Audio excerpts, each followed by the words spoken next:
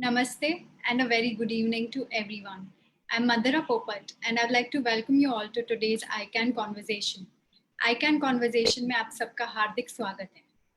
ICANN Conversation एक ऐसी series है जिसके माध्यम से हम विभिन्न क्षेत्र के प्रमुख व्यक्तियों को आमंत्रित करते हैं और वह अपने अपने क्षेत्र में अपने अनुभव, अपने विचार और अपनी प्रेरणा हमारे साथ शेयर करते हैं। इस चर्चा को शुरू करने से पहले हम जान लेते हैं ICANN के बारे में। I would now like to tell all our participants a little bit more about ICANN. ICANN, that is India COVID Action Network, is an initiative to help underprivileged communities that have been hardest hit due to COVID-19. It is a unique moment to combat the pandemic through an online platform that connects those who are in need of help and those who can provide it. Our COVID warriors work from home, activating their on-ground community networks and mobilizing resource providers in order to connect the two and to ensure that even the most vulnerable sections of society can also sustain themselves through these difficult times. COVID warriors are spread across different states of India and are steadily growing day by day. I would now like to share our COVID impact bulletin for the day. Till date, the total needs fulfilled so far stand at 4,426 points of contact. We have 4,107 COVID warriors on board, 3,413 partner NGOs, and till date, COVID has impacted a total of 4,02,113 lives. अब हम अपना Covid anthem बजाएंगे।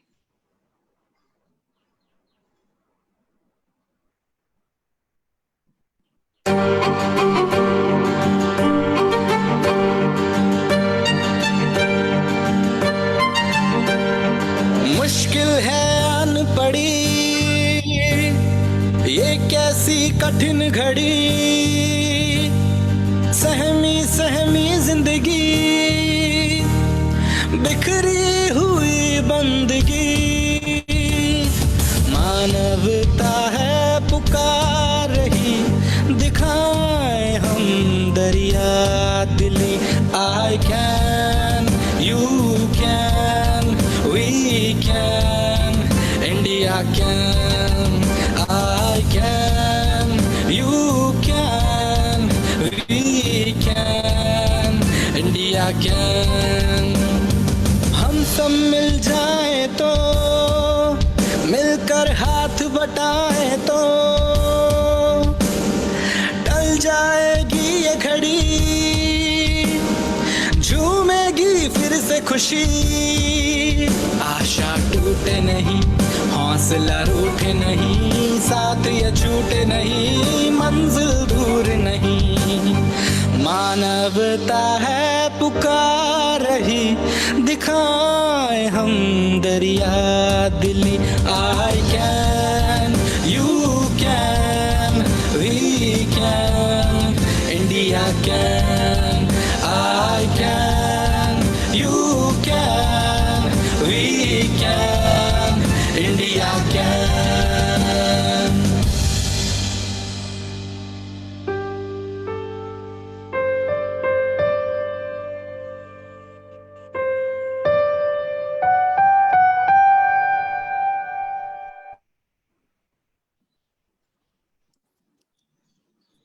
I can, you can, we can, India can. हम अपने सब Covid warriors को खूब धन्यवाद करते हैं। I would also request all our participants to please check out our website covidactionnetwork.in and partner with us in any way possible, maybe as a volunteer, as a partner NGO, or even as a private organization who is willing to make a difference during these crises. तो आइए मित्रों, आज के इस संवाद की शुरुआत करते हैं। Today, we'll be discussing post-COVID security challenges with Brigadier N.K. Bhatia SM. Thank you so much for joining us today, Brigadier Bhatia. Thank you so much. I can, we can, India can. What an inspiring motto and motivational song. I'm really impressed. Thank you. Thank you, Brigadier Bhatia, for those kind words. I will just quickly like to introduce Brigadier Bhatia to all our participants.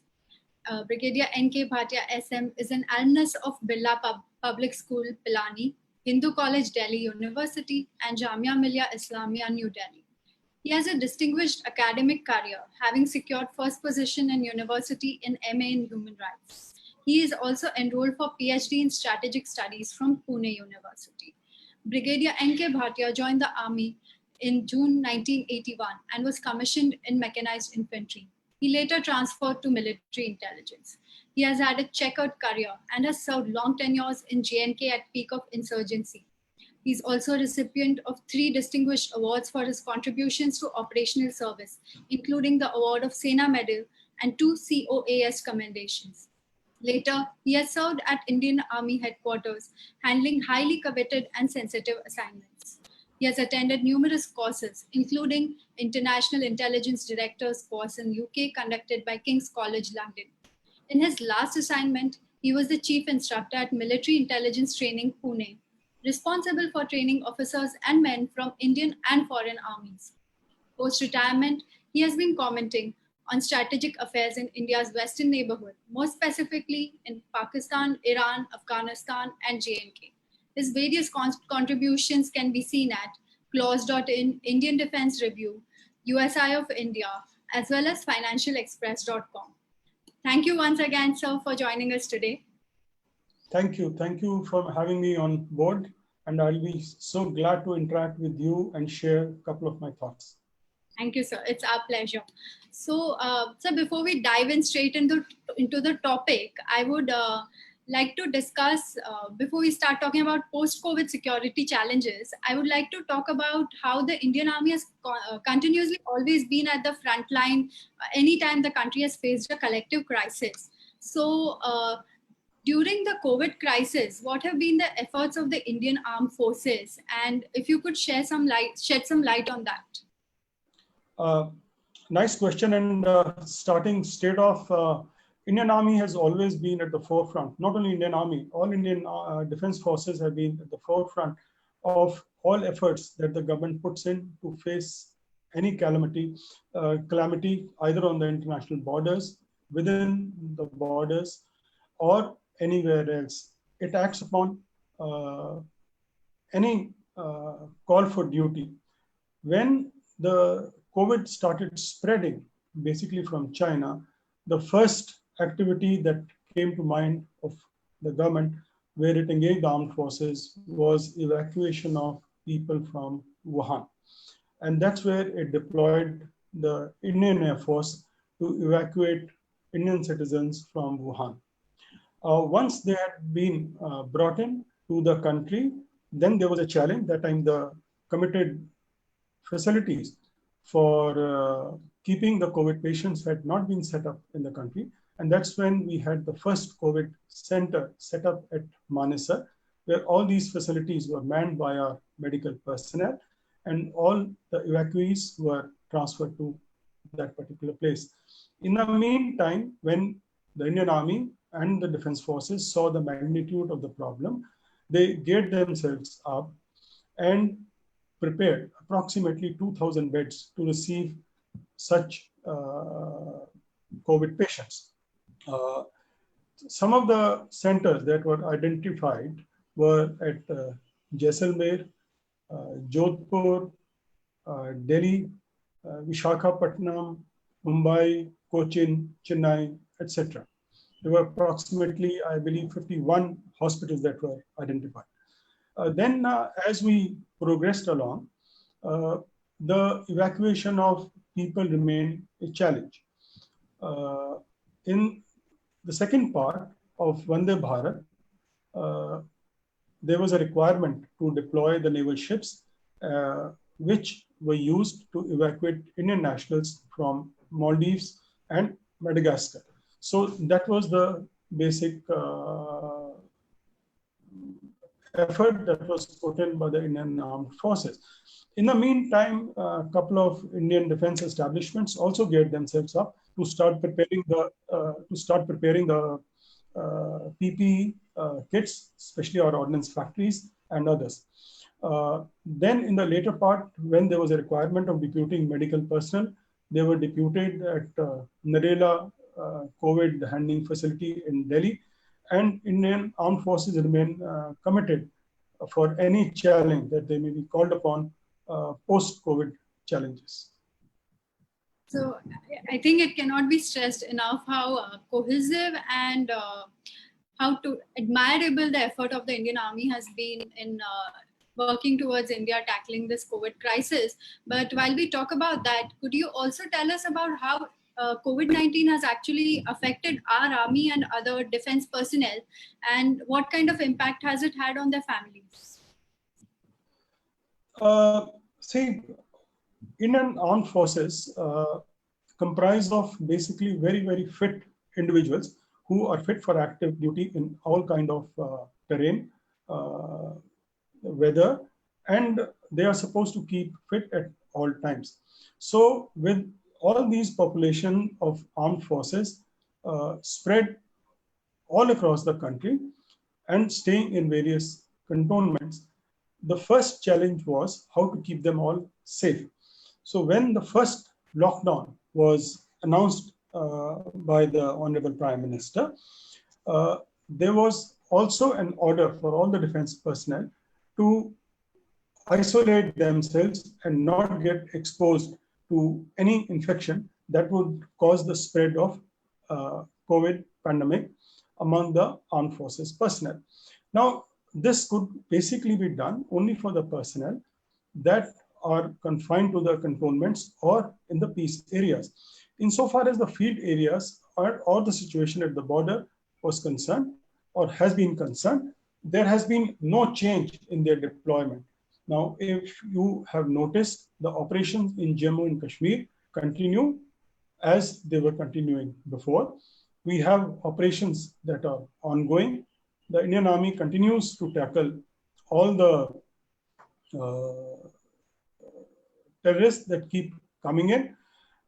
Then all the counterinsurgency grid is also very much active. In so far as China border is concerned, the Indian Army remains engaged and alert. As far as the Air Force is concerned, they also continue to be training and remaining in their stations. And similar is the situation with Navy that continues to patrol the shores of Indian coastline and are ready to face the challenges. Now, slowly, when all this started opening up, the Indian Army or armed forces also started ratcheting up their training facilities, and slowly they are getting back into the training mode that they were engaged in before the COVID pandemic struck India. So it is basically a delay of approximately 2 months, but overall the armed forces are doing pretty well. Now, because of the lack of any movement, all the trainees that were in various training establishments all across the country were told to stay there in their particular locations and not move. And all leave and other such perks were cancelled. Now, slowly that is also opening up. The movements have started, though in a very, very controlled manner. And that's how the Indian Army basically faced the challenges of COVID. So, Brigadier Bhatia, you mentioned about how the army continues to function as in J&K. So, just to understand, we have seen a sudden escalation of violence in J&K during April and May. So, having you yourself having had a long tenure there, I would request your comment on this as to how is the situation now, and has there been any impact in the COVID-19 crisis on security in J&K? See, you need to understand the situation as it exists in J&K. Last year was a pretty nasty year, I would say, from the security situation so far as J&K is concerned. We unfortunately had the Pulwama incident, wherein we lost 40 soldiers of our elite paramilitary force, CRPF. Post Pulwama, India did take some drastic actions, which was unanticipated by our friend across the border. Post that, the second important aspect that altered the discourse in J&K was the August 5 revocation of Article 370 and almost a complete curfew-like situation in the complete J&K Valley. Now, what happened was, because of the tightening of the situation and almost stopping of all the activity and enforcement of curfew-like situations, suspension of the internet, and preventing the movement of people-to-people contact, it saw a major improvement in the situation. So from August last year onwards, there was hardly any, I would say, security challenge that came across.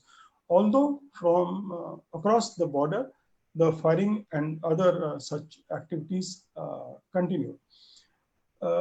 On the international front, Pakistan did make a lot of noises and went to the UN and other places. It also contacted a large number of countries, but it basically was disappointed because nobody supported its stand.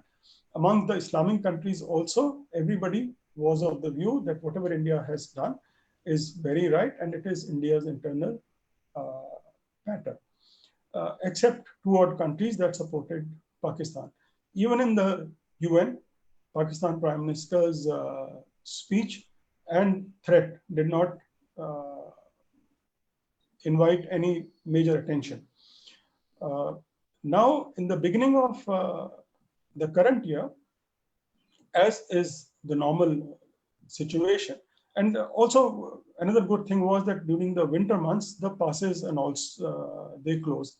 The winter sets in. The movement of terrorists across the border becomes difficult.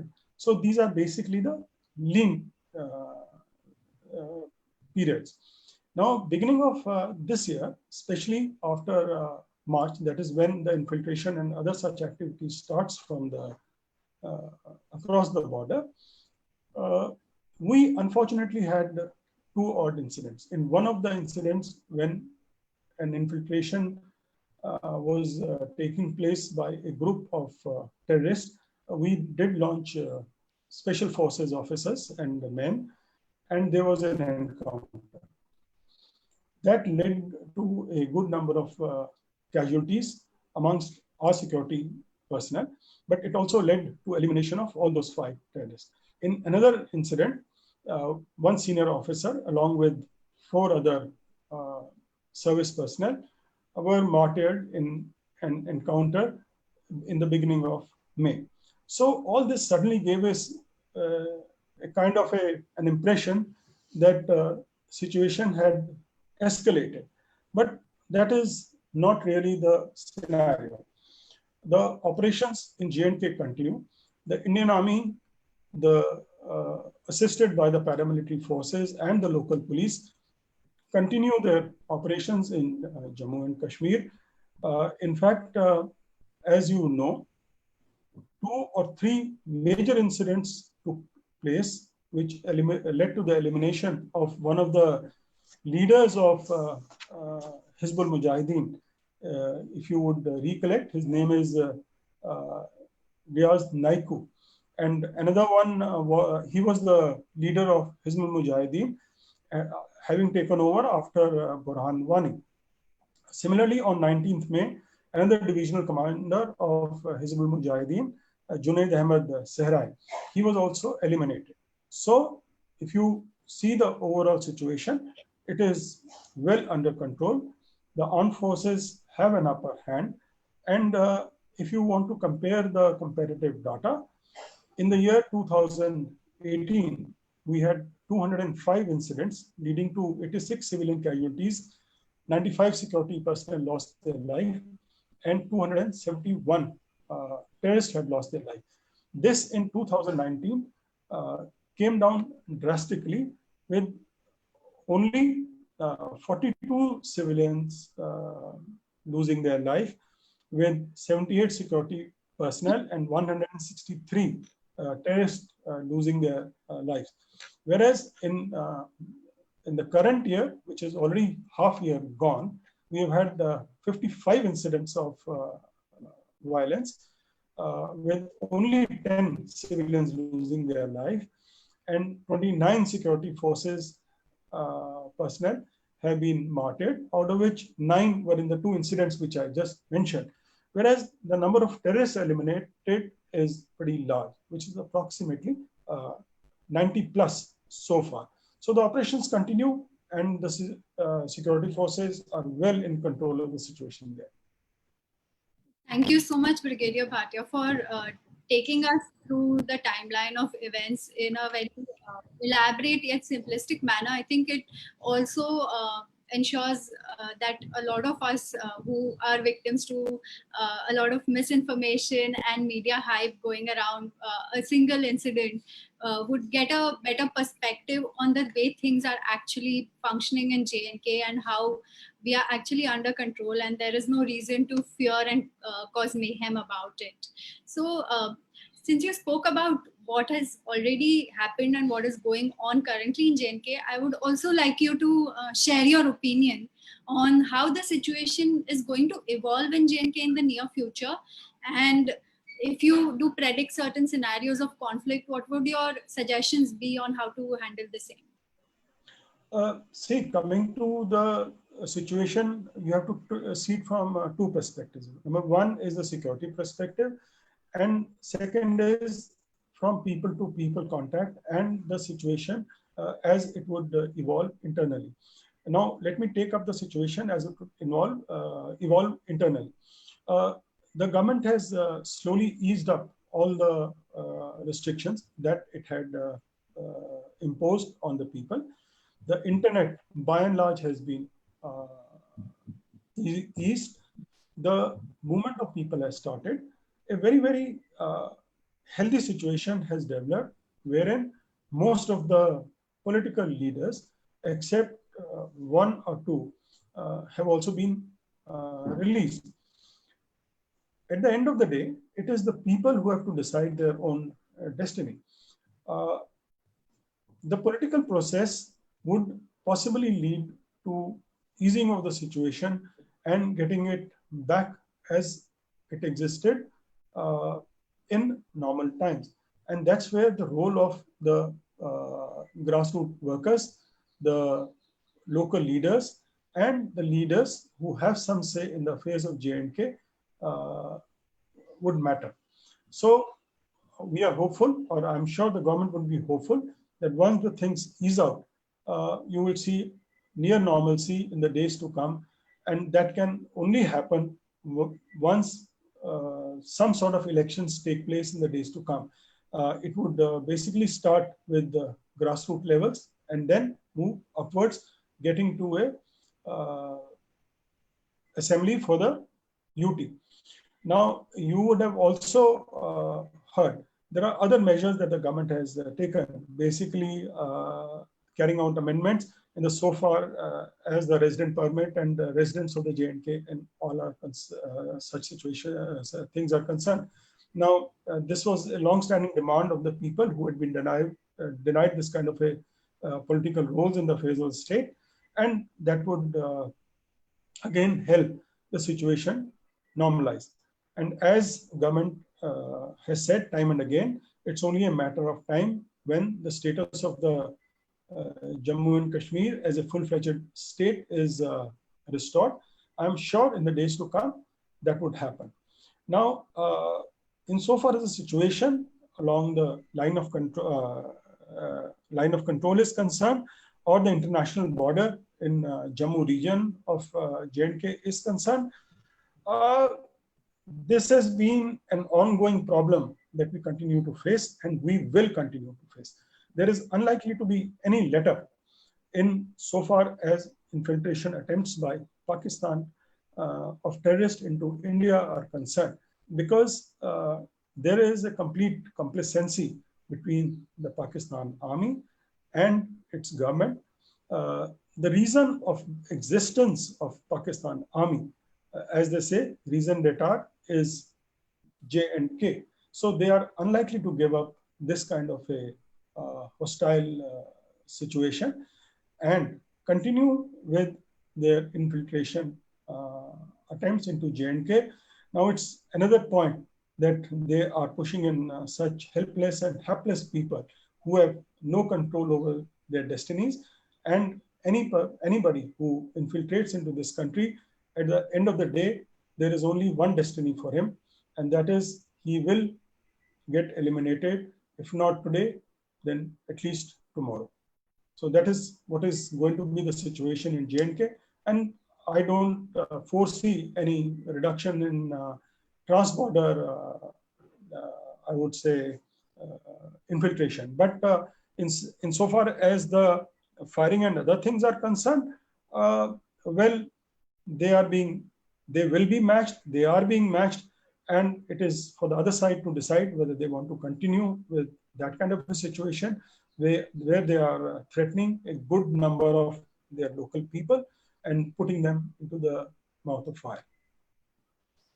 So you just spoke about firing, and as we've seen in the recent times, especially 10 days ago, Pakistan Army had initiated a ceasefire violation by small arm firing with mortar shelling along the line of control in Balakot sector in Poonch district. So even while the world is battling a common crisis together, our neighbor at the border is single-mindedly focused on creating cross-border tensions. So how does the Indian Army handle such transgressions? Indian Army on its own does not, I repeat, does not initiate any violent actions. It is always in response to whatever comes from across the border. Now, if an infiltration takes place, some amount of violence is associated with it. You have to eliminate the people who violate the sanctity of the border or the line of control, or and encounters do ensue, leading to the killing of such people. Now, it is in the garb of giving shelter to these people that the Pakistan Army first tries to support the infiltration through small arms firing on the Indian posts, so that we are forced to take cover and the people or the terrorists are able to infiltrate into our area. Now, we do retaliate there, but certainly such violations do escalate, and from time to time, when the small arms are not effective, it leads to exchange of heavier weapons, and they are retaliated to in adequate measure insofar as Pakistan is concerned. Because we have seen over the years the violence level that are unleashed from the across the border is directly proportionate to the number of terrorists that they would want to infiltrate onto our side. And this will continue, and these are responded to very, very adequately. Thank you for sharing that with us, Brigadier Bhatia. Before we proceed with our conversation, we are actually getting a live question. Maybe we can address one of them. So Mimansa is asking, how do you foresee the role of the Indian Defence Services to manage the COVID-19 crisis internally, especially in particular states? As I said at the beginning of the conversation, Indian Army or the Indian Defence Forces are basically the last resort. The government usually does not involve the defence forces until it is essential and the things go out of hand, because once the defence forces fail, then there is no second line of defence. So right now, Indian Armed Forces have repeatedly committed themselves to any calls that may be made upon them. And in the current scenario, the only thing that can be envisaged is basically making available their resources, their assets to fight the pandemic. So far, the central government, the state governments, and all those associated with it are tackling it well. Should there be a requirement, I'm sure the defense forces will pitch in with their resources. Right. Thank you. I hope that addresses our participants' query. So moving forward, we also have a lot of questions about the topic we are going to approach now, which is India and China. And lately, India and China have been engaged in standoff on the line of actual control. So I was hoping you could share with us about the latest developments on that. And relating to that, I'll just quickly read out some live questions that have come in as well about what is our defense policy around China? What are we doing about China trying us at the borders in present times? And how does this also connect with the COVID-19 crisis that is on the rise? The situation along the borders with China has to be seen in the backdrop of overall geopolitical developments that are taking place. They are not isolated cases. Firstly, we need to see the situation of China per se. Now, China seems to be having trouble today with all its neighbors. More importantly, it is having trouble with Taiwan because that continues to be its biggest bugbear, I would say. So we've recently seen a new government take over power in Taiwan. Then you see the riots and other things, other such activities in Hong Kong, where China is using very high-handed methods to curb dissent and to force people to follow its policies.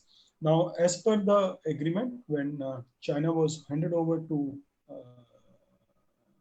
Hong Kong was handed over to China, it was a commitment that was given by China that they will maintain the status quo in respect of the residents of Hong Kong.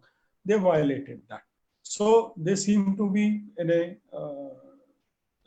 a situation where they're finding it extremely difficult or untenable to sustain that. Now, a world opinion is building up against China insofar as their handling of situation in Hong Kong is concerned. Then you see the Chinese activities in the South China Sea. Now, that is not only troubling the United States of America, but it's also threatening the sea lanes that transport a good amount of trade that passes through South China Sea. In turn, it is antagonizing all the nations. They are small middle-level powers in their own right, but more prominently, Japan, Australia, USA, and some smaller middle-level powers like Philippines, Vietnam, South Korea, Indonesia, etc. So that is another root cause. The two major internal differences that the Chinese, or the problems that the Chinese face, is the situation in Xinjiang and situation in relation to situation in Tibet. Now, in Tibet, they've been able to suppress the movement, but the election of a new Dalai Lama, which is a few years down the line from today, is going to face a problem. But for Xinjiang, it has faced a good amount of criticism. Its handling of the Muslim minorities or the Uyghur minorities in Xinjiang region. Now, this is insofar as the geopolitics is concerned. Now, insofar as India, China per se are concerned, both sides have had very cordial relations. The Prime Minister and the President Xi Jinping have met twice in the last 2 years. The trade is booming, though the balance of payment is against India. But along the border, we've had a difference in perception insofar as the boundaries go. And these go back to almost, they're a legacy. They go back, we had a 62 war, wherein they came and occupied the Aksai Chin, and they continue to occupy that till date. So that remains one of our major bugbears. But more importantly, with the technological and other developments, there have been major infrastructure developments along the border, both on the Chinese side and on the Indian side.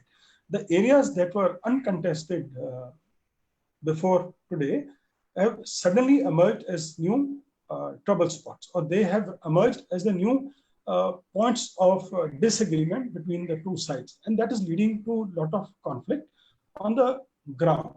Now, it is basically a battle of perception as to how you perceive. We perceive that our border is to place X, whereas China claims that it is the territory that rightfully belongs to us, to them. So there is basically a dispute between the two sides, but happily, the diplomatic, the military level, and other engagements are continuing. Chinese have also said time and again that both sides are capable of resolving the issues. Today, we had a very, very senior officer from armed forces officer at the level of 3-star, that is Lieutenant General, going there for talks. And similarly, a similar officer has come from the other side. Besides that, the ambassadors in the two countries are talking to each other. The foreign spokesmen are talking, and we are hopeful that the situation will resolve. But let me also say it on the hindsight. In the days to come, if not today, after 3 months, the situation would ease out again, because all these passes and the movement in that area becomes almost untenable, because they become inaccessible, all these areas. So it is basically muscle flexing, trying to show the other side down, that is leading to this kind of a instability in the region. We are hopeful that in the days to come, situation will cool down and both sides will get back to their normal self. I think it's very interesting what you shared with us about how it's a legacy issue, and at the right opportune time, there's some muscle flexing which is observed at the actual line of control, and then due to harsh conditions, again there's a retreat, and again we kind of have faced this cyclical, and there's a lot of engagement. But yes, we are all hopeful that the situation gets resolved at the earliest. Yeah. There's one major issue which has been a point of I would say conflict, not really a conflict, a disagreement between the two sides. One is China's expanding ambitions, and it's putting in Belt and Road Initiative as part of its constitution also, and a major ambition to expand, is not going too well with a good number of countries, India being one of them. China has repeatedly invited India, and on a bilateral level also during the Shanghai Cooperation meeting, to come and become a part of Belt and Road Initiative, which India has clearly refused, primarily because the part of the BRI that goes through Pakistan occupied Kashmir is unacceptable to India, because India lays claim to that territory, and it is unlikely to accede to any such request where you have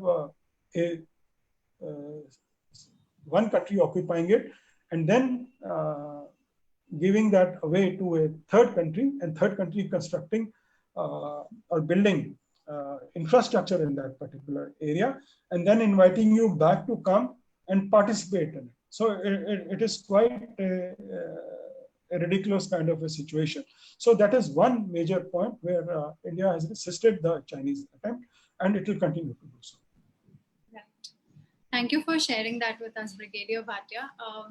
Now, I would like to move on to another neighbor where you also have engaged with and been a part of engagements over there. There's Afghanistan. So I would like to know more about India's role and position in Afghanistan, and what will be the impact of the peace agreement that US has signed with the Taliban, and how is India a game changer in this position? You see, India and Afghanistan have had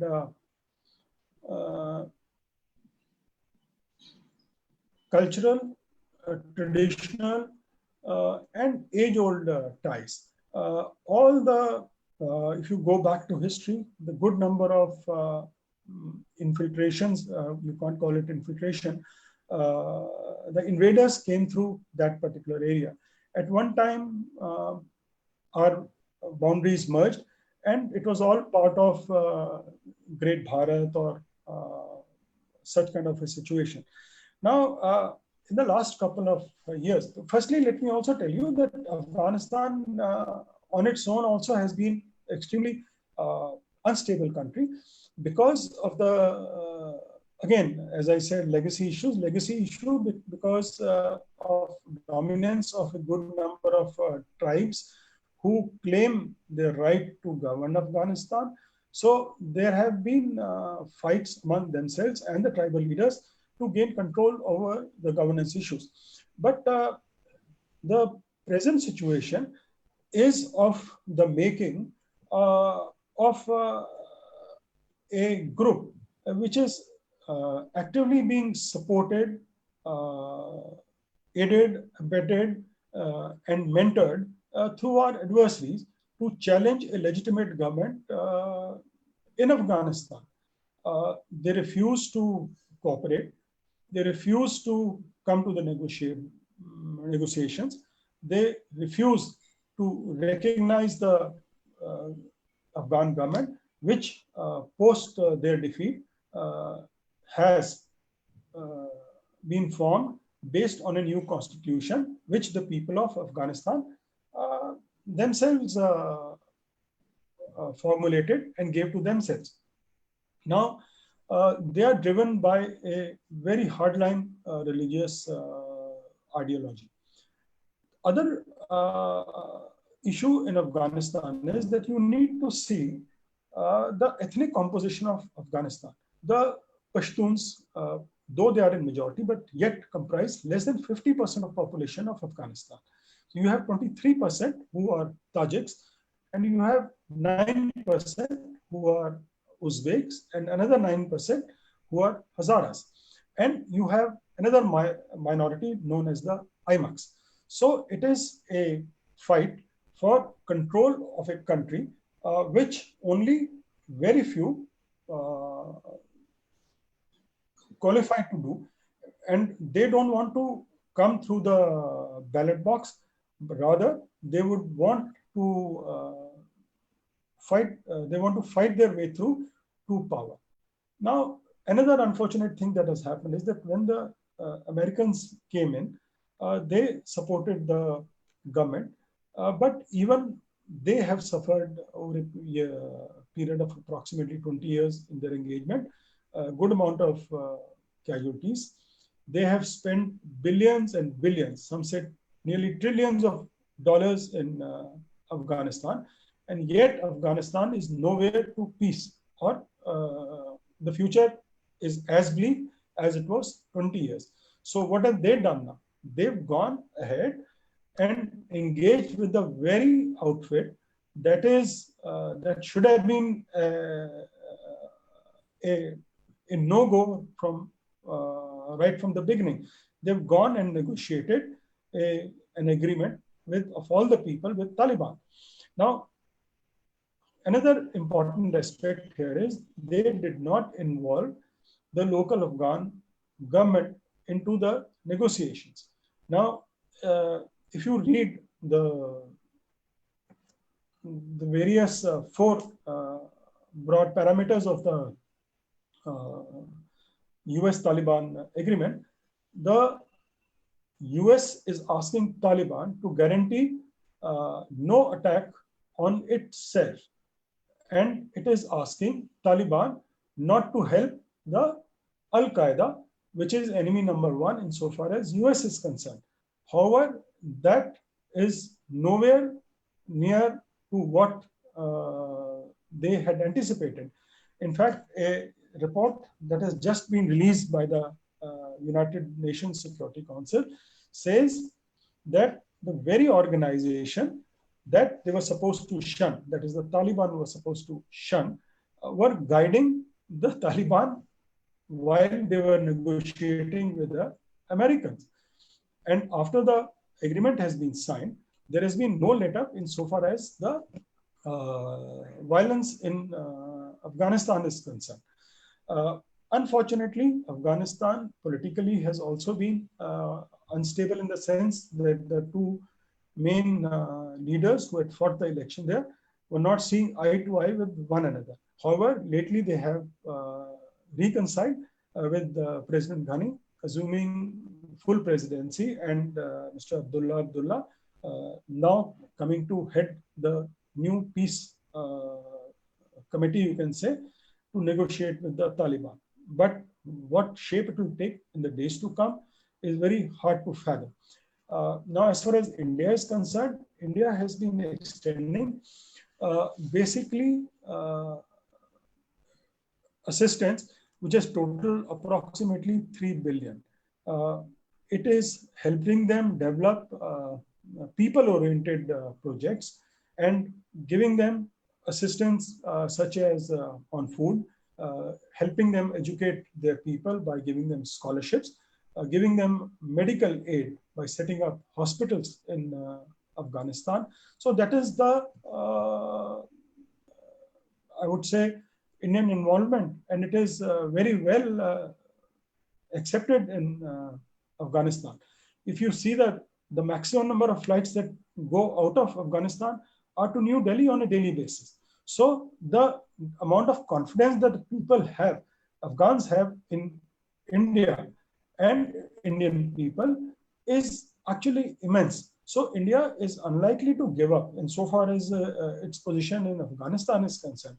It is committed to the legitimate government, and in the days to come, it will continue to help it in whatever way it can to remain at power. There is also a talk that we should engage with the Taliban, but there are pros and cons of doing that.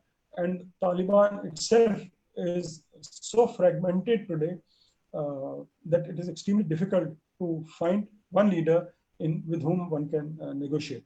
But the main problem in Afghanistan is the role that Pakistan continues to play in destabilizing the situation there, and that needs to be watched in the days to come. Again, it's very interesting, this perspective you shared about how Pakistan also plays an important role in our relationship with Afghanistan. And despite that, I think India has a lot of core strengths in terms of the soft power that you mentioned initially about our cultural ties, which go back a long way. And there can also be a future where we build on that aspect to keep Afghanis engaged with India. And like you said, we are already involved in efforts like building schools, providing education. So there's a lot of goodwill overall in Afghanistan for Indians, I believe. And I would personally say that the future definitely looks brighter for ties between India and Afghanistan. So, see, Afghanistan has always been friendly. They are the most lovable people that you can come across. They're so nice if you meet them on one-to-one. And now if you see the number of Afghans who are in India, who are getting educated, who are getting treated, they only carry goodwill insofar as India is concerned. And India has never tried to interfere on a day-to-day affairs insofar as governance is concerned, whereas it is exactly opposite when you see our friends across the border. They somehow feel that Afghanistan provides them strategic depth. They themselves would be confused as to what that actually means because they've been going on and on with it without realizing the amount of damage that they're doing. They would also realize that should Taliban come to power in Afghanistan, that will create, I would say, more instability in Pakistan than anywhere else. So it is how the situation evolves in the days to come. And in the process, what they have done by helping the insurgency or such groups thrive in Afghanistan, they've made the situation hell or miserable for their own people insofar as Balochistan and Northwest Frontier Province or Khyber Pakhtunkhwa is concerned. So that's what they are doing. And the situation in these areas is also becoming extremely precarious for the local Pakistanis living there. So, Brigadier Bhatia, we have about 10 minutes towards the end of our conversation. So, I would again like to bring in a commonly asked audience question that we have also received in advance. It's about the tour of duty that has recently been announced. So, there's a lot of enthusiasm that we observed amongst the younger generation for the new proposal by the Indian Army called the Tour of Duty. And could you share more about it with our audience, please? Actually, it is very, very interesting proposal, and it was, I'm saying, bound to get all the youth very enthusiastic about the proposal, because all of them are very, very passionate and committed to what the Indian Army does. And it is also a desire of good amount of young people to don the army uniform, join the army, and serve it in some form or the other. But then there are basically two aspects to it, as I see. First is getting the people to join the army for 3 years, whether as an officer or as a Jawan, is too short a period, because the amount of training that undergoes in training a particular person is which is extremely tough. It costs a lot of money. It costs a lot of effort. So you train a person for, say, a limited period of time. Then you induct him into the army, and then he's ready to leave by the time he has really embedded himself into the army culture or the way of life. And then in 3 years, he is, I would say, ready for his next assignment, which he's looking in the civil sector. Although one or two organizations have also committed that they would love to recruit youngsters who had a tour of duty in an army. But in India, you already have such a vast pool of young people who can make a career in the armed forces. Now, tour of duty is fine when you need to have conscription kind of a thing, like where you don't have young people, where you do not have enough volunteers to be coming and joining the army. But here you have millions and millions, whether it is getting recruited at the level of Jawans or getting entry into the armed forces in the officer cadre. So the tour of duty does sound very interesting, but in my personal opinion, the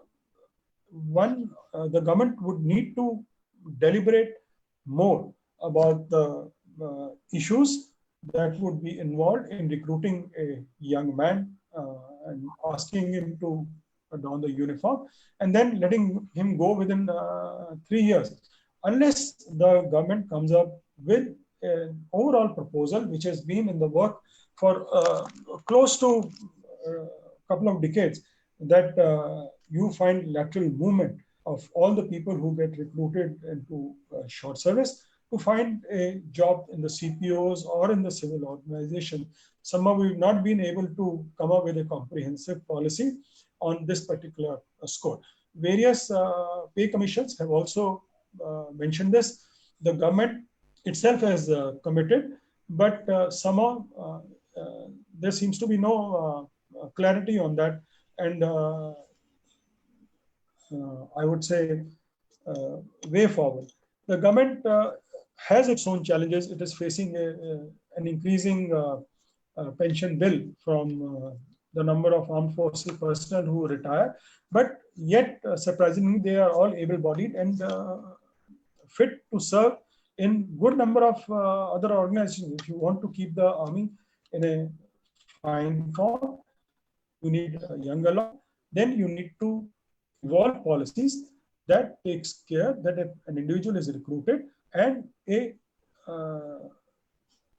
course is made for him to serve a full tenure up to 60 years of age, with a part being in the army and paramilitary forces in the civil administration, or even financial sector and other such sectors being opened up, and the person continues to serve rather than only 3 years. So it may not really be successful. I think those are some extremely valid points that most of us miss out when we get very enthusiastic when we read about the tour of duty, etc. So we can hope that the government builds up on this concept and explores how they can be better placed to include lateral growth in the army going forward and builds up on this policy. Um, so, we are reaching towards the end of our conversation. So the conversation won't be complete without discussing Atmanirbhar Bharat. And I would like you to share your opinion about how Atmanirbhar Bharat affects the defense forces. Uh, I think Atmanirbhar Bharat is a fantastic idea. The armed forces themselves have been asking for development of indigenous capabilities insofar as the weapon development is concerned. We have a vast structure insofar as our ordnance factories, ordnance board, and such facilities are concerned. But somehow down the line, they failed to deliver what the armed forces have been wanting. You need cutting edge technology, you need new developments, and that will only come when good amount of money goes into the research and development. You cannot, or any country cannot forever live on only importing weapon systems. You have to have capability to develop. Now, when Atmanirbhar Bharat comes in, as I see it, you need to infuse good amount of I would say capability in the private sector to start building our capabilities to develop weapon system, to do R&D, and and continue supplying such system to the armed forces, where they are not forced to run for every small nut, bolt, and spare part also to a foreign country. So if we go ahead and do that, the government has opened it over a period of time. Now from 50%, they have said that they are ready for foreign direct investment up to 75%. But I'm sure over a period of time, if our own indigenous industry is allowed to develop and make the defense forces Atmanirbhar, that would be an extremely welcome step. And that should be the way forward, I see, insofar as our armed forces are concerned. Thank you for addressing that, sir. Brigadier Bhatia, I also have one question for you, which I'm personally curious about. Is that in your last assignment, you were the chief instructor of military intelligence training Pune, and you were responsible for training officers from India and around the world. So, in a post-COVID world, in a post-COVID scenario, what do you see is the future of training diplomacy, and how do you see training diplomacy changing and evolving going forward? That's an extremely important and a good question. Rather than saying training diplomacy, I would use the word military diplomacy. Military diplomacy is something that India needs to engage and take it to much higher levels than what it has been doing. Training is part and parcel of military diplomacy. We have fantastic training facilities, starting from National Defense Academy, going to higher institutes where you have officers of various ranks coming and attending courses. In certain establishments, the participation of foreign officers is quite high. And that should be also, because India provides fantastic facilities insofar as the armed forces or defense training is concerned. But besides the training, engaging at the armed forces to armed forces level is again an important part of military diplomacy, and that by all means needs to be enhanced in the days to come, because understanding how other countries operate, how they feel about you, and getting their views is an important part or important way of growth. Another important aspect of military diplomacy would be our engagement in the United Nations, where India has always remained an active participant. And this needs to be, again, I would say, opened up for more interactions with the countries around the world. Right. Thank you for answering that, Brigadier Bhatia. So, in conclusion, I would request you to share with us your thoughts and views on how, in a post-COVID world, do you see geopolitical strengths evolving, and what can we expect for India and its neighbors in the future? As I see, when actually post-COVID world, one really doesn't know how long the post-COVID will survive. One will have to learn to live in a post-COVID scenario. I don't foresee any change insofar as our northern borders are concerned. With our Western adversaries concerned, the situation along Indo-China border needs to be resolved more at a diplomatic and one-to-one level rather than resorting to any kind of violence. With all other countries that are in our neighborhood, we have extremely cordial and good relations, and we provide them good amount of logistic support and training that would need to continue. So far as the armed forces are concerned, they will need to learn to live with the post-COVID scenario and have to evolve their drills in the days to come by maintaining social distancing and finding, laying out new standard operating procedures to train in the peacetime. As far as the operation in the field area are concerned, I don't foresee much change in the scenario on the international borders or the line of control. Thank you so much, Brigadier Bhatia, for taking the time out and actually having this really frank discussion with us today, which addressed a lot of common queries that us common citizens who are not really engaged in day-to-day affairs of the military have. So thank you for guiding us through those answers and sharing them in a simplistic manner, with tracing them back to the history of the event and then actually explaining the current crisis to us. So I think a lot of our participants have enjoyed today's conversation, and for that I'm grateful to you, and thank you for taking the time to join us today. Yeah, thank you so much. It was a pleasure talking to you and answering your questions. I try to keep it at the barest minimum so that everybody can understand the situation. I hope all your viewers were able to comprehend whatever I said. Thank you once again, and it was nice interacting with you. Thank you very much.